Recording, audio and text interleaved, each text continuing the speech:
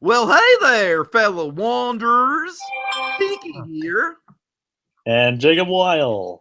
and welcome to Wandering Over Yonder, the show where we wander over to every episode of Wander Over Yonder and talk about it.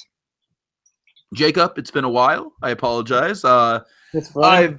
I've been kind of busy with Christmas in July and with getting the So You Want to Be an Imagineer game set up and everything. So it's been about a week since we've talked Wander, but we're back. We're back. How have you been? Doing all right. Cool. So we are here to talk about the first two-part 20-minute episode of Wander Over Yonder entitled The Pet. All right, Jacob, want to set this one up? Well, the episode begins with Wander and Sylvia coming across what appears to be an abandoned aircraft, abandoned spaceship in the middle of nowhere. And this just kind of sets up the whole kind of one of my things that I definitely took away from, besides the main themes that we were discussing off air, is this is definitely a Ridley Scott Alien parody. Kind of along those lines, also that there was a bit of aliens in there. Well, I say alien and not aliens because there's the single creature. Well, yeah, but you have to admit the whole Karga, the whole loader thing, and the blasters. They definitely took cues from both of them. Yeah, sure. You've got a point with the blasters and stuff. Yeah, okay. I mean, yeah. Either way, this is a loving homage to the Alien universe, for sure. Yeah, but in tone-wise, I definitely say more the original Alien. And speaking of which, I would say this is definitely the darkest episode we've gotten so far. I mean, there is, there's a lot of levity with Wander, as always, but the stakes are... I mean, we talked about the good deed last episode, and the stakes for those got ridiculously high, but in a very comedic fashion. The stakes for this episode are ridiculously high in a very dramatic fashion. It definitely shows you that this show can go to different extremes in just like a heartbeat. Absolutely. All right, so they're wandering around the space station. Now, catch me up on this. I think I've got this, but so they have these little bubbles that they can conjure up that let them breathe in space, right? Is that like a thing? Those are called orbital bubbles. Orbital bubbles. Okay. It's basically their way of getting around the universe. Gotcha. I'm just kind of picking these things up as I go along. And yes, it does allow them to travel around and breathe in space. Mm-hmm. Yeah. Okay, so Sylvia's, classic Star Wars quote to start this out. I've got a bad feeling about this. Wander, being the ever-optimistic helper that he is, decides to go and investigate to see if there's anybody that needs help. Because that's basically Wander's character at this point. Remember the, what was it? The Fugitive, I think it was? Yep. Yeah, where they're trying to hide from the watchdogs, but Wander just can't because he can't help but help people. Yep. Yeah, but he doesn't really go nuts like in this one. He just he's kind of hesitant at first. Oh, I think he goes a little nuts. There is that one moment where he starts to go a little nuts. Well, in this one? No, in the I was referring to in this one. Oh, okay. He doesn't really go nuts. He is a bit hesitant about it, though. You can tell he's a bit scared, but they go in anyway. All right, anyway, so we've got this really cool setting of this ship. It kind of reminds me of something out of the Metroid video games, honestly, which is funny because the Metroid video games totally took inspiration from Alien as well. Even they even have their main villain, Ridley. But named after Ridley Scott, of course. But we have all this. I really like this motif of the acid dropping down everywhere and kind of like dissolving everything. It's really cool. It's really creepy. And then we get Sylvia while Wander is wandering around doing his own thing. We've got Sylvia happening upon a video diary of the real Captain Tim. Yep. And his dashing good looks. Yes, if you're watching this now, ignore my dashing good looks. Yes. Okay, so basically... where it's implied, where it's heavily implied that whatever's aboard that ship and causing the acid actually, killed them. So it gets dark right away. It's just like okay. If the whole piles of bones and acid everywhere. Right. Give that away. There's this really... Because if you remember, there's a scene where Wander's walking around, then a light flashes. He doesn't see it, of course, but he's surrounded by a bunch of bones. Right. I was like, I was like, damn. Just really quick, there's whenever Sylvia's running through a hallway, there's this really cool kind of 3D animation running effect that I like. Just wanted to point that out. Okay, so the pet is, we'll call him at this point until we get his name, spits acid at Sylvia and then kind of grabs her. Then Sylvia uses her tail to escape, and then she's firing at the thing with some laser guns. She misses several times and throws the gun at it and knocks it out. And she's going to need a bigger blaster. Yes. Okay, but Wanderer, meanwhile, is just kind of whistling. You know, he's walking around whistling, just kind of wandering around a little timidly. And gets distracted by dripping acid. Yes. And falls to the floor. And then Wander sees the horrifying lip creature, as I described it in my notes. And of course, Wander's reaction is, "Oh, I knew there was someone on this ship that needed help, but I didn't know they'd be so cute." Little tidbit later, in a second season episode, we learned they're called arachnomorphs. Okay, cool. The whole alien thing wasn't obvious enough. Right. Now that one actually does take a couple cues from Aliens. Okay, nice. So Wander kind of starts a game of tag with the horrific lip thing. And he hides in like what I kind of think is like a tube kind of out of the Alien Encounter ride from Disney World. But anyways, Sylvia's blasting at it, but then she gets caught in this horrific like spider web style thing. Yeah. Is this before or after the whole coughing up the name tag thing? This is before still. Alrighty. Yeah. And I mean, seriously, this is like borderline just like Gravity Falls style horror at this point, where we're having I mean, Gravity Falls really didn't have any horror. Oh yeah, they did. If you watched it. Well, I watched every single episode. I wouldn't call a lot of things. What about Northwest Mansion? Okay. I give you that one, but okay, I'll give you Northwest Mansion Mystery. But that's as far as I'll go with the thing horror. All right, fair enough. I mean, I'm sure there's that one into the bunker, but that's not nearly as bad. I don't know, man. I don't think you're giving Gravity Falls enough credit. It's hard. It's a comedy show, but there's definitely some creepy elements to Gravity Falls. Trust me, like I said, I've seen the entire series, watched a lot of analysis. Yeah, I know.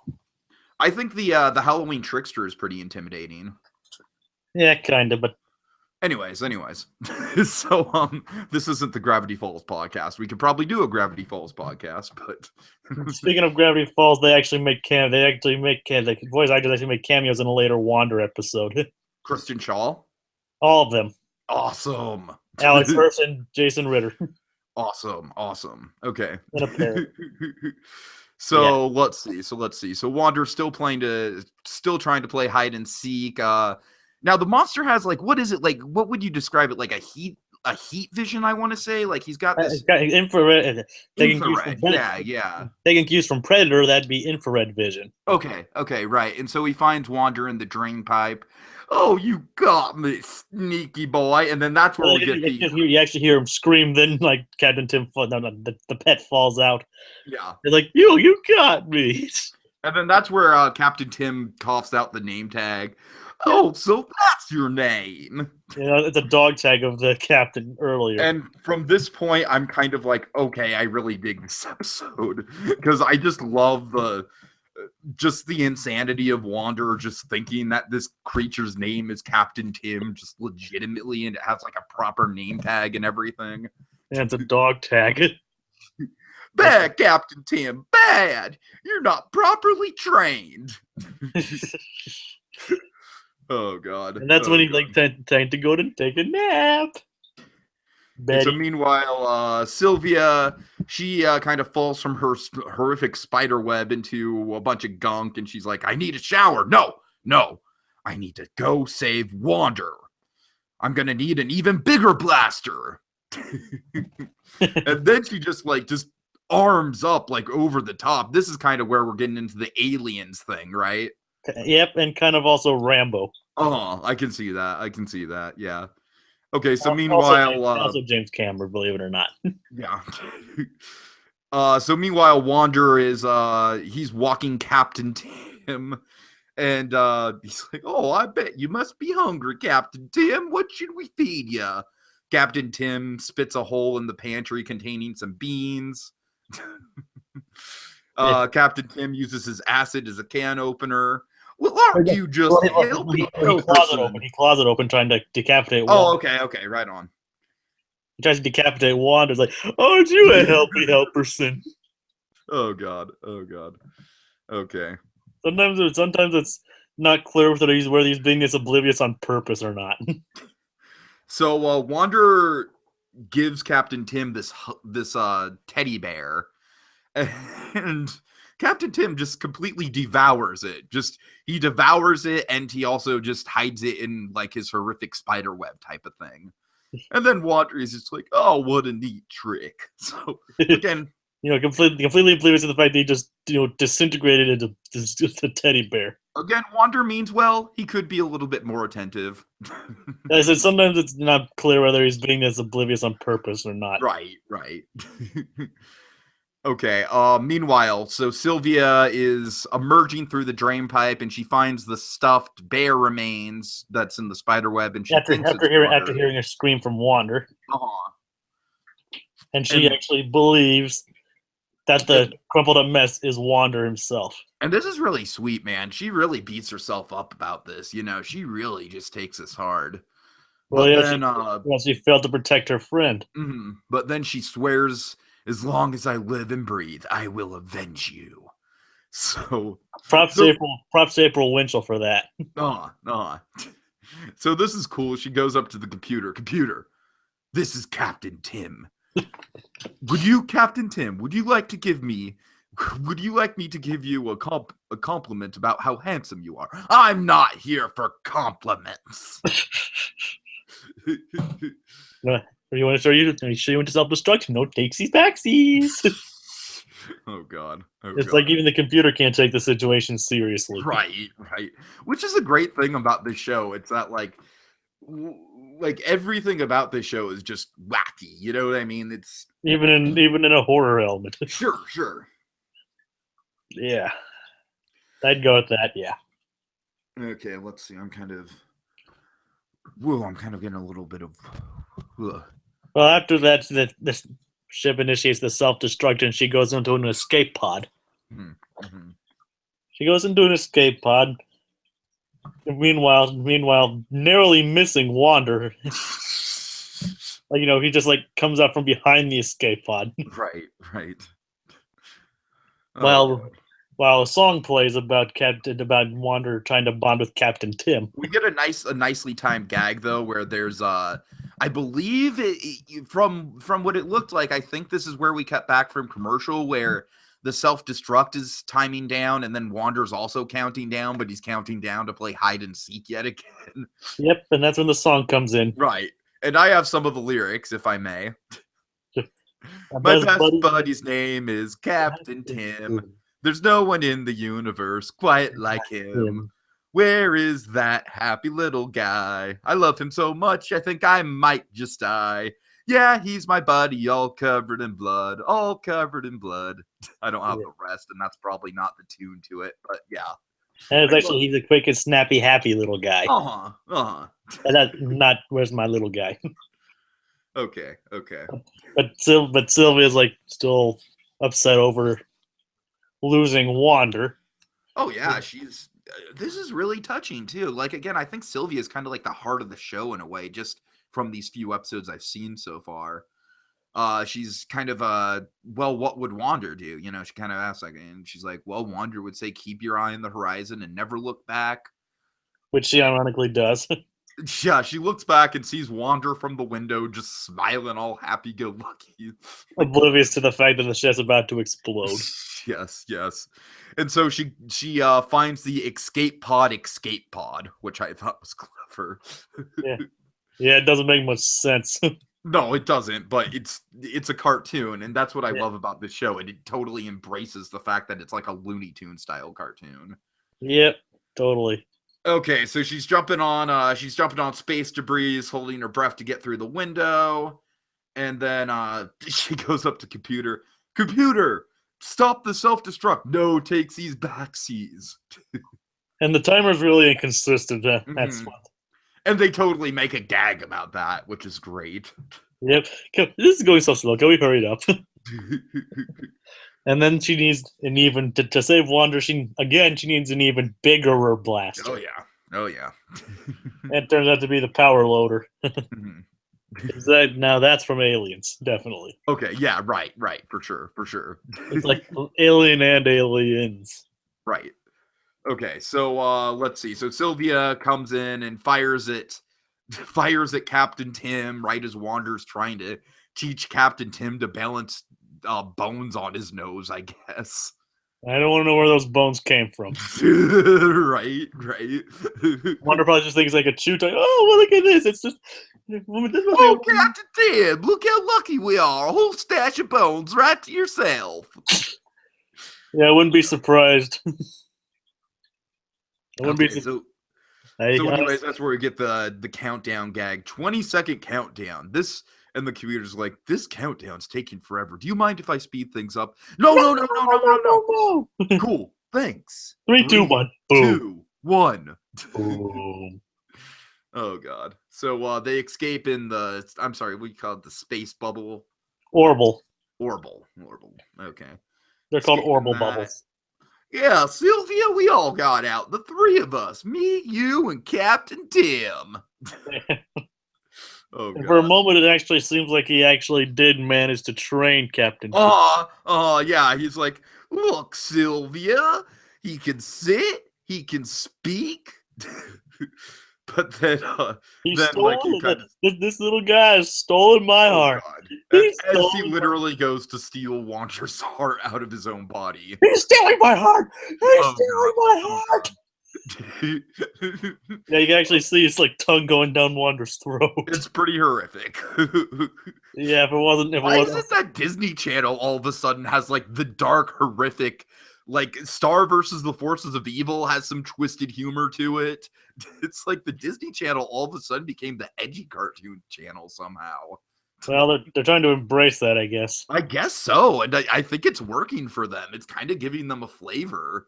Not a lot of episodes would actually do something like that in Wander, but it's kind of interesting that they'd be able to show that something like that actually happening. Well, even still, Wander just has kind of like that surreal imagery and offbeat nature to it. That's kind of more.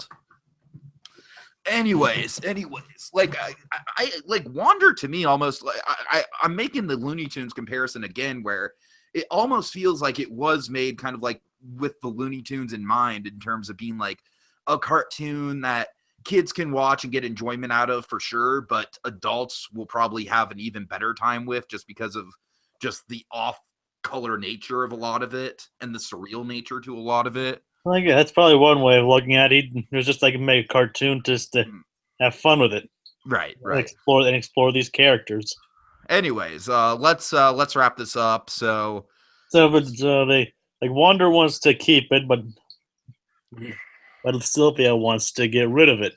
Mm-hmm. But so instead, after trying to steal his heart, Wander decides to realizes that it probably is dangerous for me to keep, but they ask who would want to keep this thing. Ding! Oh boy. So, then we cut to the ending. Then we cut to the end where he's hacking a bunch of watchdogs. Oh god. This is a great payoff.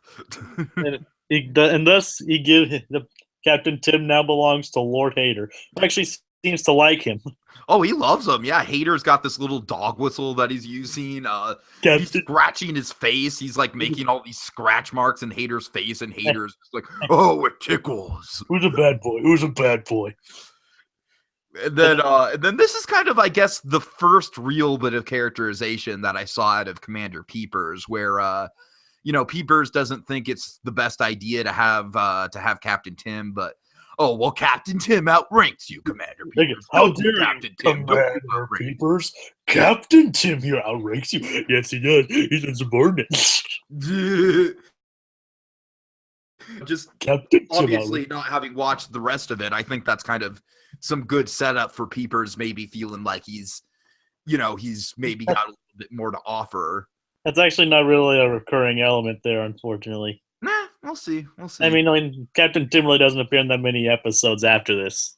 Yeah, I know, but I mean, just in general, the whole element of like Peepers being kind of probably the more competent person to actually lead, but being insubordinate. Kinda, yeah. Yeah. Okay. I mean, that's not really. I mean, it's not really like a major thing. He like mainly tries to support, like, use that to support Lord Hader and make him the greatest in the galaxy. Okay, fair enough. I mean, that's really demonstrated in an upcoming episode called "The Bounty." Okay. Bound to the Bounty Hunters. I forget what it's technically called, where he's like, "Well, I won't explain that. I'll explain it to you after the cast is over." But that's real. That side of Peepers is more explored in that episode. Cool. But with this one, I think it shows that Lord Hader actually likes Captain Tim, and Captain Tim seems to enjoy Lord Hader too. It's a nice ending. It really is. I mean, he has bones to play with. It makes you like Hader a lot too, because Hader is just fucking adorable. You know, he's like, Captain Tim outranks you. Yes, he does. Okay, and then we end with Wander. He's babying Captain Tim. Yeah, we end with Wander all emotional, kind of looking out from the sidelines. I said, you know what they say? If you love something, set it free. If it tries to lay eggs next in your stomach, it was never meant to be to begin with. Or something along those lines. And then the episode ends with, maybe we could visit him sometime. Absolutely not. Yeah. Okay, so that was The Pet. I got to be honest, it's a good episode. It's good. I think the strongest points to it are definitely kind of like the dramatic highlights, especially when Sylvia thinks that Wander's dead. Like you said, kind of the big stressing point of this episode, kind of the thing to kind of look for going forward in the characterization is just how devoted Sylvia is to Wander and how she'll just do anything for him. And I think that's just a sweet character trait on her end. I don't think this episode is as good as the previous two episodes we've talked about.